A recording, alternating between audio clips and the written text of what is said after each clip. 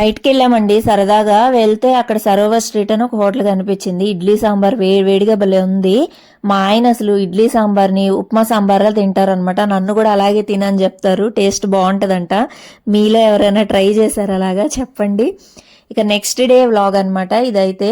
సడన్గా రాజమండ్రి ట్రిప్ ఉందని చెప్పారు నాకు. ఇంకా అందుకే అలా ఎదురొస్తున్నాను ఫుల్ వాటర్ బాటిల్ తీసుకొని. మా ఫ్రెండ్ చెప్పింది అలా చేస్తే మంచిగా మీకు అనుకున్నవన్నీ జరుగుతాయని. సరే అని అలా ట్రై చేశాను.